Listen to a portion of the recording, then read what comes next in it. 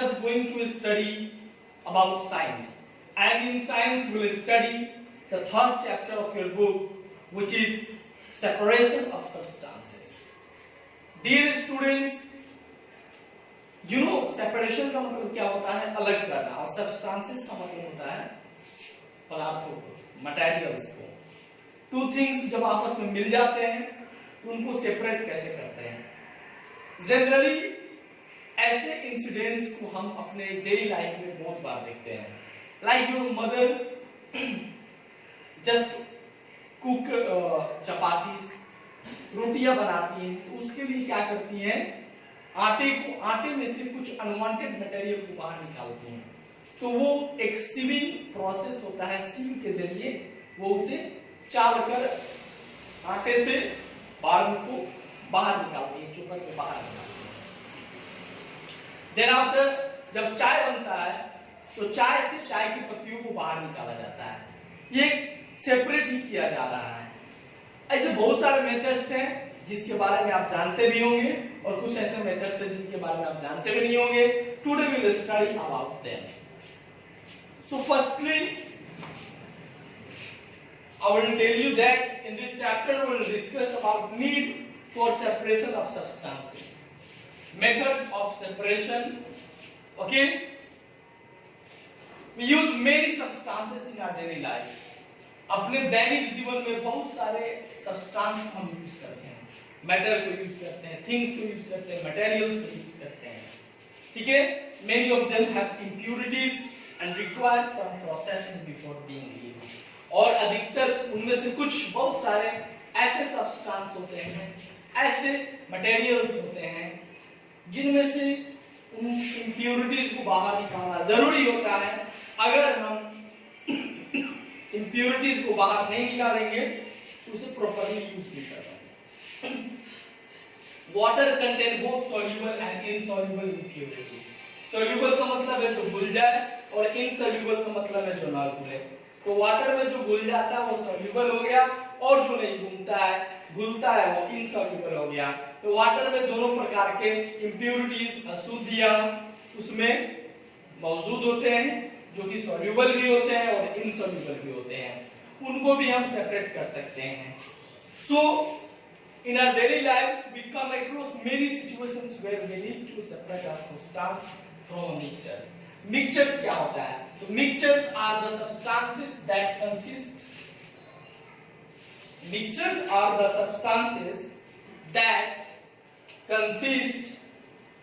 of two or more types of particles or substances. Mixtures वैसे substance होते हैं जिनमें दो या दो से अधिक substance मिले होते हैं। सब्सटेंस का मतलब क्या होगा? यहाँ पर T, air, water, floor, sugar, ये सब सब्सटेंस है। ओके, तो मिक्सचर का मतलब होता है दो या दो से अधिक सब्सटेंस मिले हुए हैं एक में। जैसे कि air is a mixture of many gases. Air is a mixture of many gases. We know that. Sea water में क्या होता है? सॉल्ट होता है, वाटर होता है, बहुत सारी चीज होते हैं, और बहुत सारी इंप्योरिटीज भी होती है। कप ऑफ टी में क्या होता है? वाटर होता है, मिल्क होता है, टी लीव्स होता है, देन आफ्टर शुगर होता है। तो ये सब सारे मिक्सचर हो गए। और प्योर सब्सटेंस का मतलब होता है कि pure substance consist of particles of only one kind. यानी प्योर सब्सटेंस का मतलब हो गया कि एक ही प्रकार का उसमें पार्टिकल्स मौजूद हो, एक ही प्रकार का सब्सटेंस हो। जैसे सिल्वर, अगर आपके पास सिल्वर है तो सिल्वर में क्या है? सिल्वर है। गोल्ड में गोल्ड है, ठीक है ना? लेकिन अगर आप मार्केट से आटा खरीद के लाते हो तो आटा में चोकर मिलेगा, वो प्योर सब्सटेंस नहीं हो गया, वो मिक्सचर हो गया। क्या हो गया? मिक्सचर हो गया। तो इन्हीं मिक्सचर्स को हम अलग करते हैं। तो पहला क्वेश्चन है, why do we need to separate substances, या need for separation of substances. क्यों? आखिर क्यों हमें सेपरेशन करना पड़ता है? सेपरेशन का मतलब होता है to remove one thing from the other, यानी एक मिक्सचर से सब्सटेंस को एक दूसरे से अलग करना, इसी का मतलब होता है separation. And it usually involves the removal of unwanted component of a mixture. देखिए, हम दो प्रकार से, यहाँ पर रीजन दिया हुआ है कि दो प्रकार से हम क्या कर सकते हैं? सब्सटेंस ये सेपरेशन कर सकते हैं। पहला रीजन है टू रिमूव अनडिजायरेबल सब्सटेंस। आटा में से चोकर क्यों निकालते हैं? भाई साहब हमें चोकर अच्छा नहीं है, हमें चोकर की जरूरत नहीं है, वो अनडिजायरेबल सब्सटेंस है। तो पहला कारण ये हो गया। अगर मैं कहूं कि आप क्या करते हो, आप चावल से कंकर निकालते हो। चावल से कंकर क्यों निकालते हो? इसलिए निकालते हो क्योंकि वो क्या है, अनडिजायरेबल है। और फिर दूसरा तरीका होता है टू ऑब्टेन यूजफुल कंपोनेंट्स। चलिए आपके पास, आप मिक्सचर खाते हो, जी हाँ मिक्सचर खाते हो, लेकिन मिक्सचर में आपको बस बादाम के दाने पसंद है, तो आप बादाम के दाने पसंद कर लेते हो, तो आपके लिए यूजफुल है। तो हम सेपरेशन दो चीज के लिए करते हैं, या तो अनवांटेड मटेरियल को हटाने के लिए, या फिर वांटेड मटेरियल को, डिजायरेबल मटेरियल को, या फिर यूजफुल मटेरियल को पाने के लिए। दो ही कारण है जिसके लिए हम सेपरेशन करते हैं। तो आइए इस चार्ट को समझते हैं, इस टेबल को समझते हैं, अलग अलग प्रकार के सेपरेशन करते हैं। Separation of solid substance from other solid, यानी एक सॉलिड में दूसरा सॉलिड मिला हुआ है, उसको बाहर एक दूसरे से अलग करना। जैसे कि आपको चावल में कंकर पड़ गया है, चावल भी सॉलिड है, कंकर भी सॉलिड है, तो दोनों को हम अलग कर सकते हैं। कुछ मेथड्स हैं यहाँ पर दिए गए हैं, जिसके बारे में आगे पढ़ेंगे। फिर separation of solid substances from liquid. अब क्या करना है, सॉलिड सब्सटेंसेस से लिक्विड को अलग करना है, ठीक है। जैसे सॉल्ट और वाटर मिल गया है एक दूसरे में, तो क्या करेंगे, उसको हम अलग कर सकते हैं। सॉल्ट वाटर को अलग कर सकते हैं। बालू यानी सैंड और वाटर मिल चुका है एक दूसरे में, तो एक लिक्विड है, एक सॉलिड है, दोनों को अलग कर सकते हैं। तीसरा सेपरेशन है separation of soluble substances from liquid. Liquid में सॉल्युबल सब्सटेंसेस है, देखिए सॉल्ट क्या है, यहाँ पे सैंड और क्या हो सकता है, सैंड और वाटर हो सकता है, ठीक है ना, सॉल्ट नहीं, सैंड और वाटर। यहाँ पे सॉल्ट और वाटर। सॉल्ट क्या हो गया, वाटर में सॉल्युबल है, अगर नमक को आप पानी में डालो तो नमक घुल जाएगा, तो हम नमक पानी को अलग कर सकते हैं, उसके लिए भी मेथड्स हैं। हम अभी आगे चलेंगे, जैसे जैसे आगे बढ़ेंगे इन सब चीजों को हम डिटेल में सीखेंगे। तो सबसे पहले हम सीखते हैं separation of solid substances from other solids.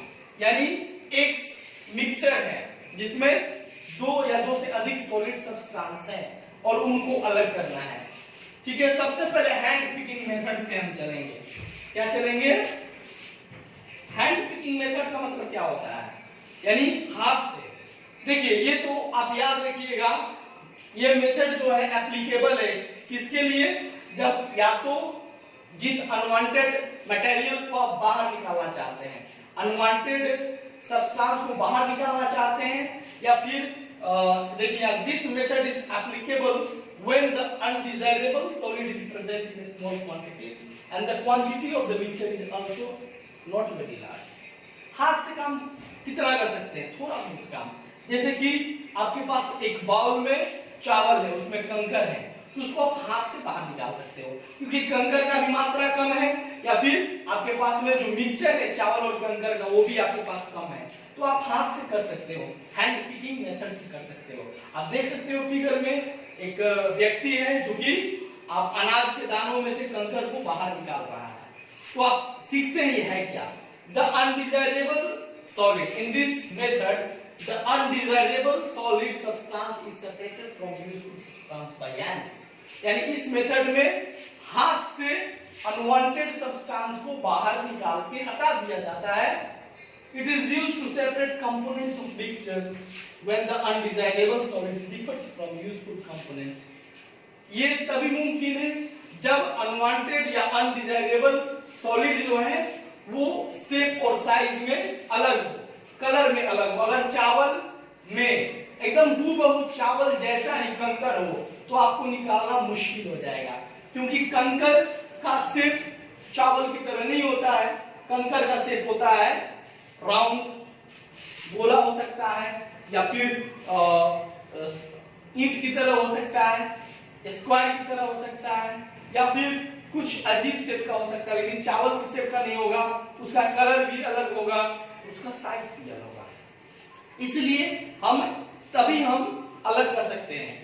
अगर मैं कहूं आपको हाथ से नमक और पानी के घोल को अलग कीजिए, तो क्या अलग कर पाइएगा? क्या आप नमक में, पानी में नमक, उस सॉल्यूशन में नमक, पानी, नमक को देख सकते हैं? मुश्किल होगा, मुश्किल काम है। ठीक है, अगर चावल के दाने में या फिर गेहूं के दाने में गेहूं जैसा ही कंकर मिला दिया जाए, वो जो गेहूं की तरह दिखता हो, तो फिर ये मुश्किल हो जाएगा। और याद रखिए कि ये प्रोसेस बस छोटे मोटे, जैसे कि आपके पास 1 केजी 2 केजी चावल है, उसमें कंकर भी कम है, उसको निकालने के लिए हैंड पिकिंग मेथड का इस्तेमाल कर सकते हैं। 10 बोरी चावल दे दूं मैं, 5 क्विंटल 10 क्विंटल, और उसमें से कोई कंकर निकालने के लिए हाथ से, शायद ये आपके लिए डिफिकल्ट होगा, काफी डिफिकल्ट होगा। हम पढ़ेंगे सीविंग के बारे में। सीव का मतलब होता है चलनी, आप जानते हैं। ये जनरली घरों में देखा जा सकता है कि जब आपकी माँ आटा को चालती है तो ये सीव या स्ट्रेनर का इस्तेमाल करती है। इसमें क्या होता है, इसमें छोटे छोटे होल्स होते हैं, ठीक है ना।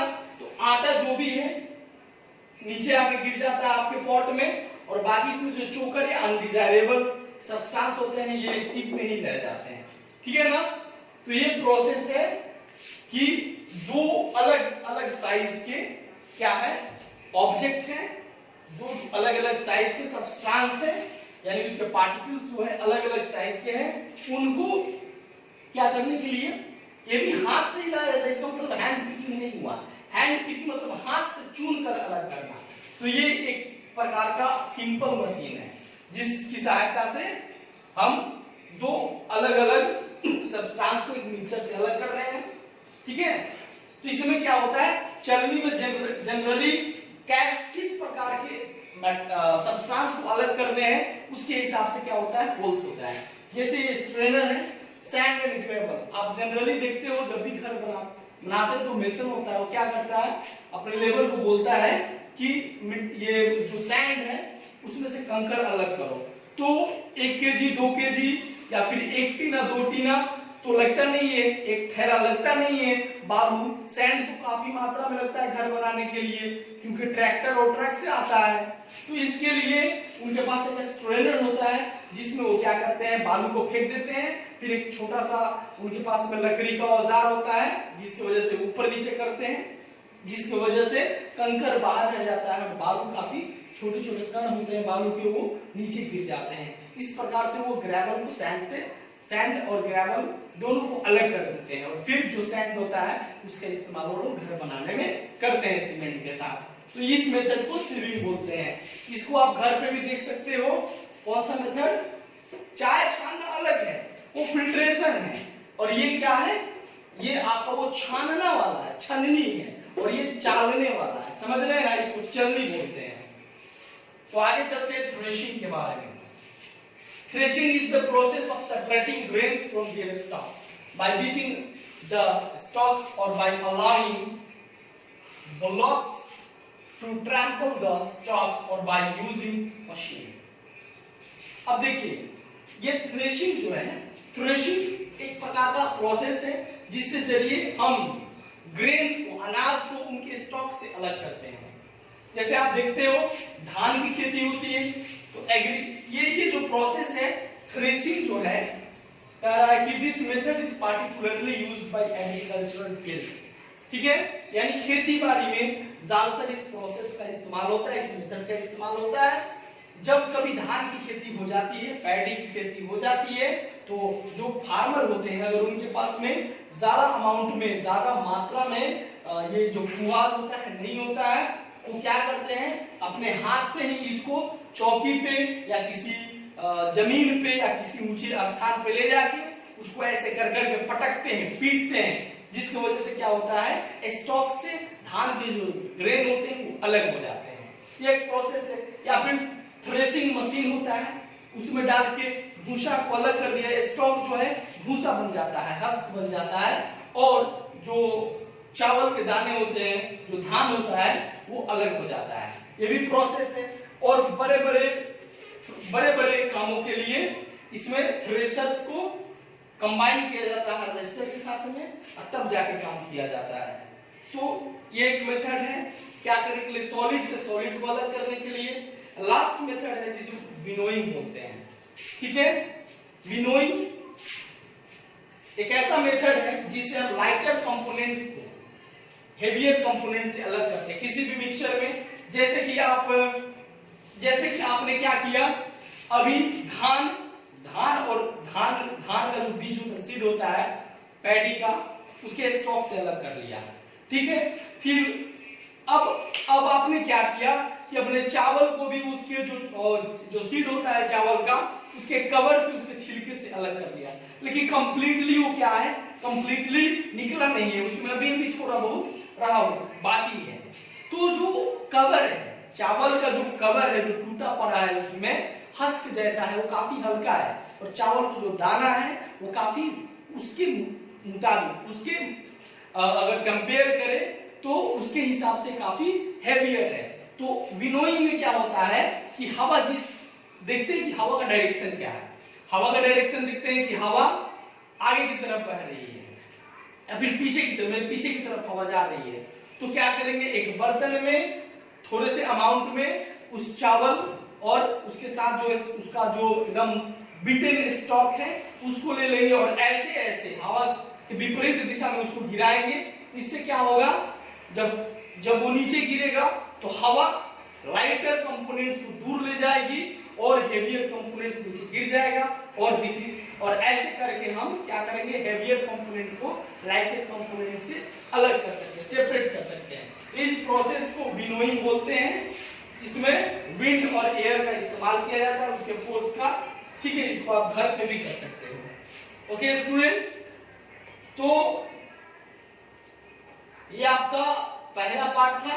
मिलते हैं अब इस वीडियो के दूसरे पार्ट में, जहां पे हम सॉलिड और लिक्विड को अलग करेंगे, उसके मेथड को जानेंगे, और साथ ही साथ तीसरा मेथड जो होता है लिक्विड से लिक्विड को अलग करना, उसको भी हम सीखेंगे, ठीक है। Thank you very much.